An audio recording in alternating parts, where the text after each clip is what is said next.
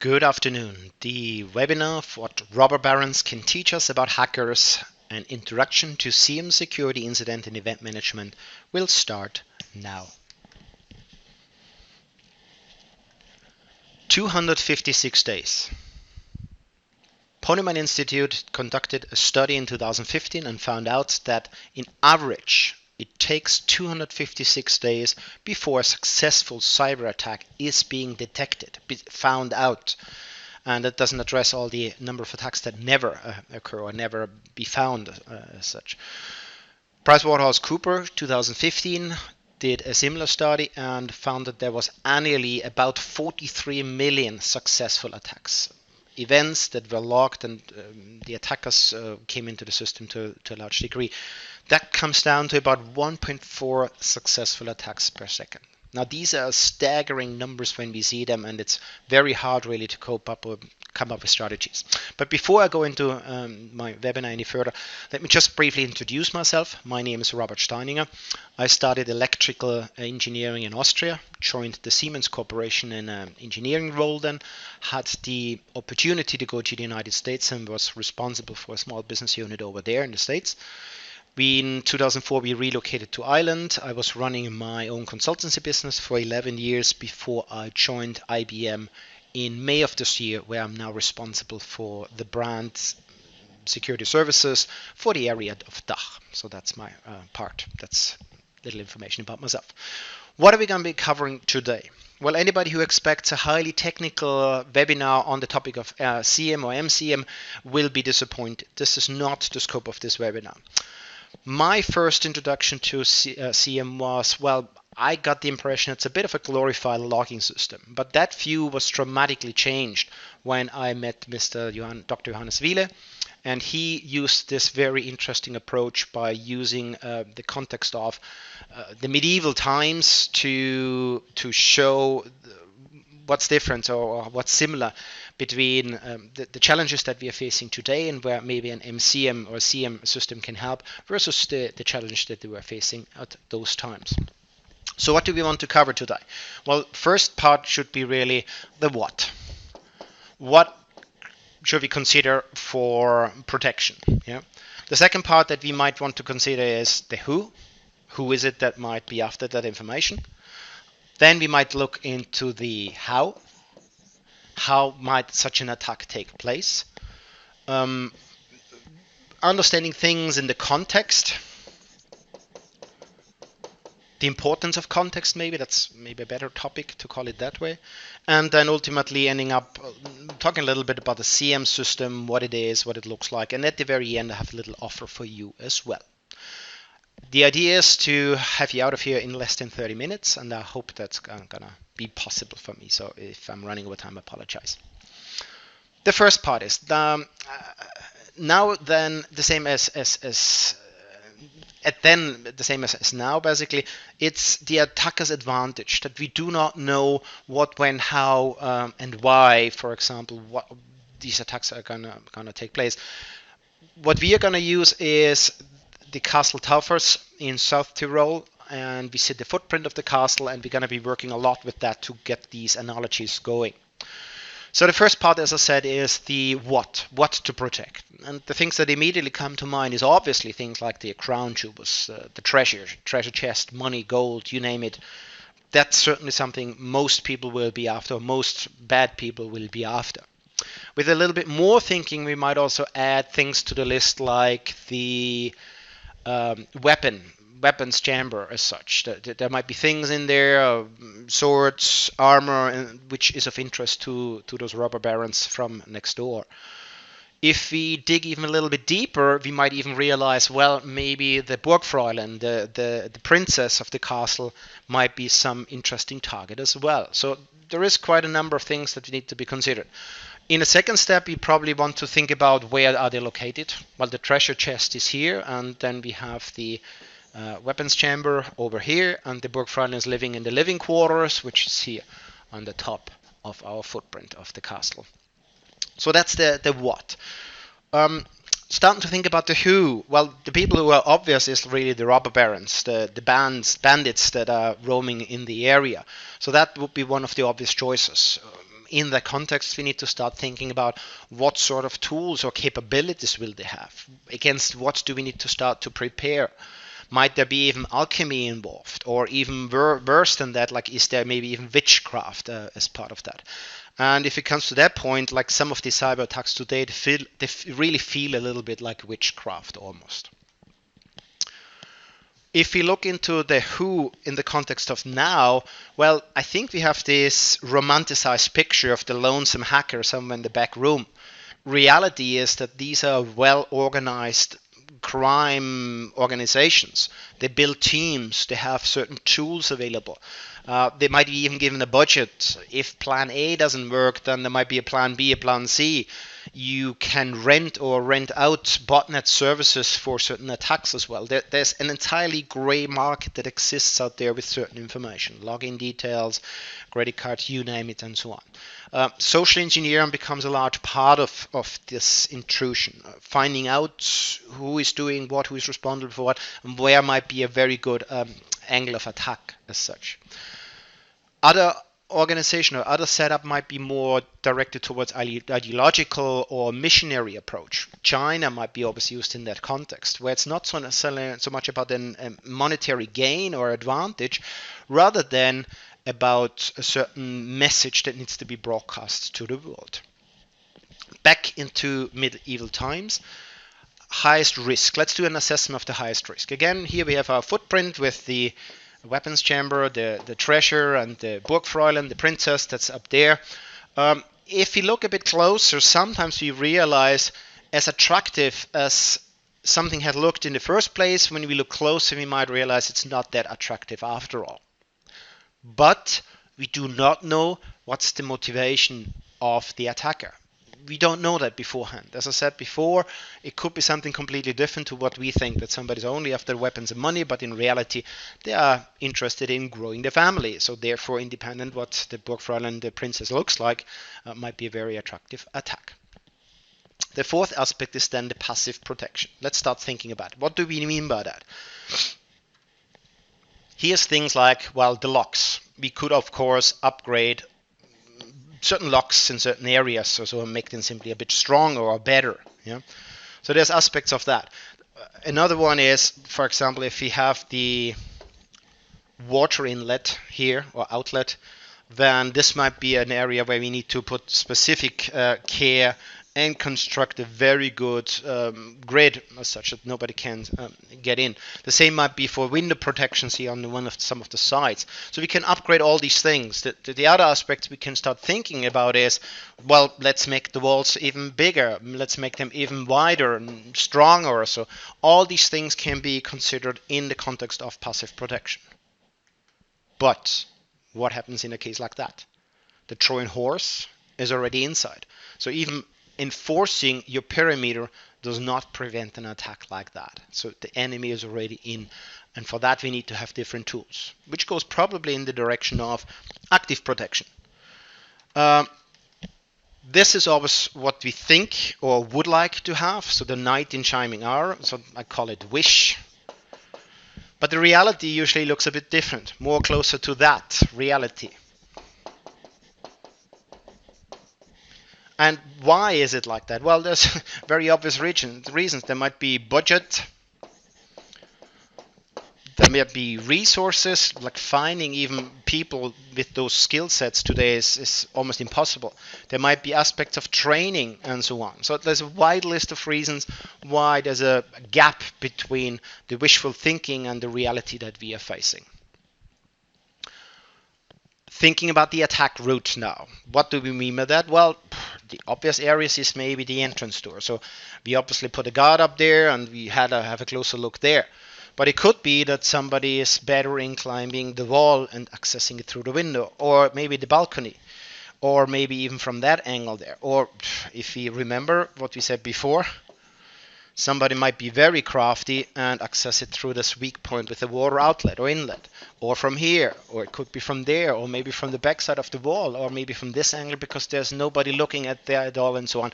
And what we see, the pattern that's emerging, it's literally impossible for us to determine really from where the attack might take place. Wouldn't it be fantastic and almost a dream if we could recognize pattern? If you take the example of our weapons chamber here, then there would be certain elements that we would need to be able to access it. So let's have our guards here distributed in the castle. And the first element that we probably would recognize or see is something to figure out, well, when would that guard be not in his place? So with an element of social engineering, we could find out the aspect of the access. Is he on vacation? Is he away? Might be a gap in the changeover of shifts where the new guard hasn't arrived yet and the old one is gone already, etc. So building a certain pattern, we talk about social engineering, finding that information out. If you recall as well, here's our water inlet again, or outlet. Then the second element is, well, to get there really, there's two very critical points. We have the lock here and we have the lock here. So there's definitely that these two locks need to be cracked or picked before we have access to the weapons. That could be covered by something like access logging. The third element is then, well, obviously, let's take the example. Our attack is taking place through this weak point with the water inlet. We have to go across the open place, up the stairs, through the first lock, through the second lock, and then we are there.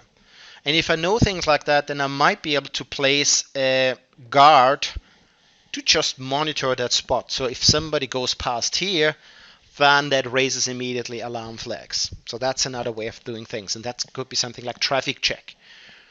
The last point is here, well, our weapons, they are fairly heavy, so I need to have a certain transport capacity to get those even out before they are of any use to me. And that could be covered by something like the contents check. So when we try to transport this out, contents check would probably spot that something is disappearing here, no longer there. What I said first as well is we need to have a record of our strategically weak points. Like here's a weak point that should go into a database, and we might know that there is the window protection is not what it's supposed to be, and we realize that there's some stones missing here on the backside which literally make up for a ladder all the way to the top. So there might be some information like that stored in a database called vulnerability information to track and know where the most obvious spots of these types of attacks.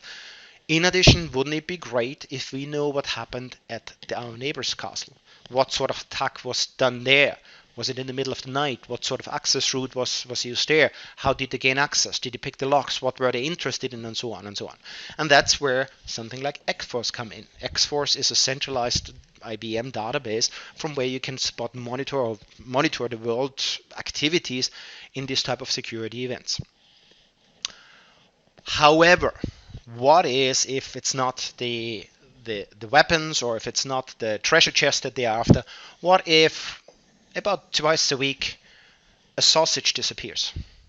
Now the pattern becomes infinitely more difficult to spot. Number one, these attacks most likely take place from the inside. And number two, the volume as such is really difficult to spot.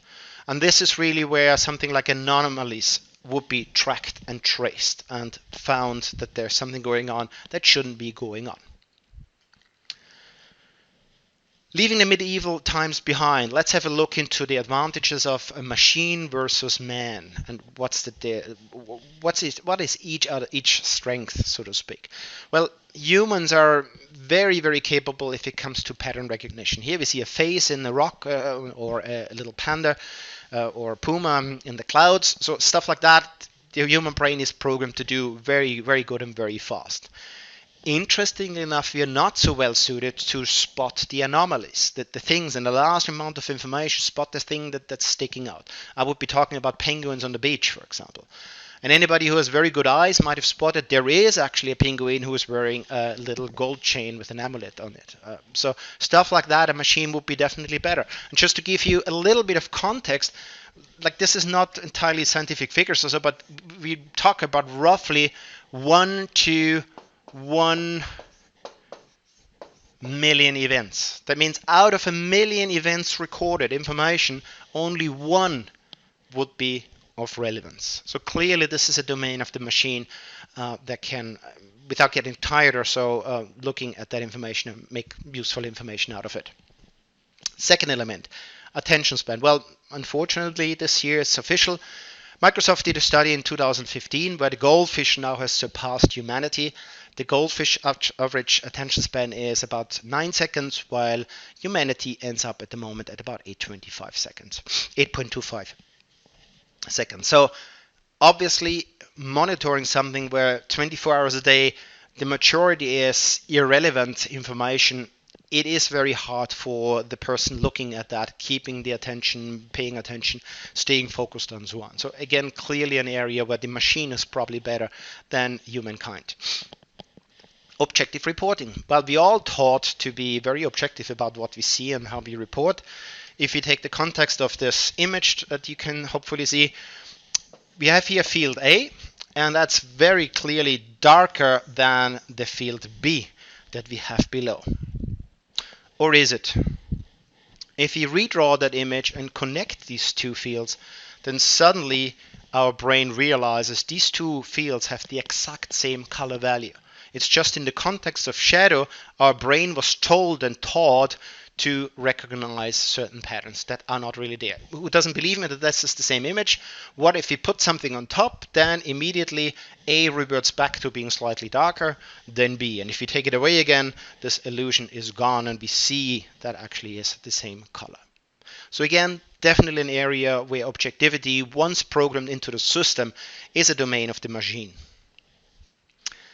How would an attack then look like specifically? Well, the first thing that we might recognize is some strange anomalies here on this router. As a second thing, we might see 2 failed login attempts on this laptop. There might be something going on that router or so, and the firewall also registers some anomalies, some things that are out of the ordinary, and the switch finally as well. And if you then put that all together, not as individual instances, but as a picture, then we might realize that the attack is through there via the firewall into the switch, and somebody might try to gain access to our database server C. Not the individual steps, but the overall picture that emerges leads to that conclusion.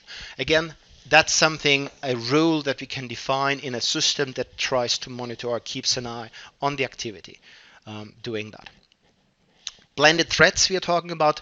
TV Monde in April of 2015 was hacked by Islamic State. And what it was interesting is really that each step, exactly as just explained before, they all stayed below the radar. None of these was a specific threat or raised the alarm bells and so on. Only once the combined vectors, the overall picture emerged, people realized what was happening. There were also non-technical vectors involved. As I said before, the social engineering, dumpster diving, people going through your trash, finding useful information that can be used to exploit information against you. Picture of the attack only emerged after the correlation of the individual pieces. So only that, then afterwards you could realize what had happened. What would the SIEM do in such a case? Well, the good thing is permanent and fatigue-free monitoring. It's not that you rely on people keeping an eye on logs flying past the screen rather than a completely different setup where the machine is taking up the brunt of the workload and presents actionable items to the user looking at it. Which brings us to the countermeasures. The first one is exactly these countermeasures are then, these findings are presented to either internal resources or possibly outsourced in an external SOC, which stands for Security Operations Center, where people would look at that, analyze it, and take the appropriate actions. What does it do, and why would you choose IBM? I think I pointed out or addressed that a couple of times. The first thing is really it collects. It collects information from every network device. That's the primary aim. The second aspect then after that is analysis. So it goes through this, and remember I said something about 1 in a million events or so is of relevance, correlates them, puts them together, and tries to make a picture emerge. Yeah? And that is then presented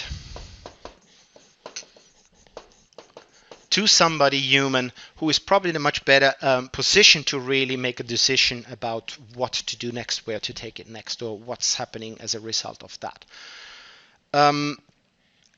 Take the example of a power company. You wouldn't want the machine just to shut down everything and millions of households losing power, rather than saying, okay, what's the least damage here? How do I have appropriate countermeasures? What actions should I take? Is it worse that they steal my company confidential files, or is it worse that there is an entire industry that loses power?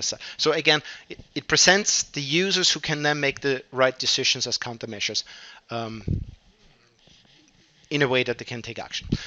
Gartner in 2004 determining the magic quadrant for SIEM, and again we see IBM is top notch in the upper right corner. So this is really one of the main reasons why you should consider IBM. We are simply the best in that area in regards to innovation and vision and moving things forward. SIEM versus managed SIEM. The IBM product is called QRadar, and QRadar does a bit more than just SIEM or so, but that's one element. And we see again this huge amount of information going through the tunnel into an area where you be able to monitor a subset of that, presented in a slightly different way that really makes it much easier to make the right decisions. What's the right approach versus internal versus managed? Well, each of them has obviously advantages. Internal is maybe a bit closer to your heart, but the challenge you have is really covering 24/7 with people on vacation, sickness, out of the office, and in addition on top of that, keeping on top of the current threats, knowing what is going on, latest developments, etc., you name it. Here clearly the managed aspect has an advantage. Centralized SOCs, security operation centers, which do this 24/7, that's their core business. They know what's going on in the world, they know how to react, they can see this pattern, and are probably much faster on the ball than internal resource could be in this regard. This would be the time for questions. I think we have a little bit time for questions, and let me just double check here. Yes, here's one question coming in, and it talks about how does SIEM stop an attack? And the answer is actually it doesn't stop the attack. The only purpose of the SIEM system is to filter through the vast amount of information and collect it and present it in a way that somebody in a position to be able to make the right countermeasures. I used the example with the power industry just a minute ago, where we have to weigh, is it more tragic that they infiltrate my system and are stealing certain files, or is it more severe that an entire business block is losing power? So again, people are probably in a much better position to make out of the overall picture, make these decisions in the context. So that's, I think, an important aspect. There's time for one more question. Where do you start, if I read this correctly, where do I start implementing a SIEM solution? And I think this is a good question actually leading into my final slide, because SIEM is not necessarily the right choice for everybody. SIEM is one part of a larger strategy. And for attending here and listening to the webinar today, I actually have a little thank you for you. There is an IBM is providing a 10 essential practices questionnaire. And what it does, it helps you assess the various areas and grade yourself against industry standards. And also in the context of where you would like to be, where you see the importance of that. And what you get as a result is a spider diagram that positions very clearly that if this is where you are and this is where you want to be, you see really that this is most likely an area that you should invest your resources, your time, your effort, your money into improving that situation. So that's free, available. Please drop me a line. At the last slide you will see my contact information where to find me. Drop me an email and I will email you that 10 essential practice questionnaire, which will hopefully help you guide yourself through the point of what's the right starting point. Otherwise, obviously, please feel free and contact me. The second offer I have for today is the Gartner Magic Quadrant I mentioned earlier today. If you're interested in seeing that analysis of Gartner and see how they rate certain aspects and importance in the SIEM area, please contact me and I'm more than happy to email that back to you. Beyond that, I'd just like to give you a heads up on upcoming webinars. On the 20th of November, I will be talking about the emergency response services. And on the 10th of December, I plan to talk about hosted vulnerability management services. Both of these webinars are intended in German, and usually the English version is following a little bit later, a couple of days or weeks later. So watch out. Again, my thanks for attending today. And if you liked what you saw, please share with your friends and colleagues. Thanks. Bye.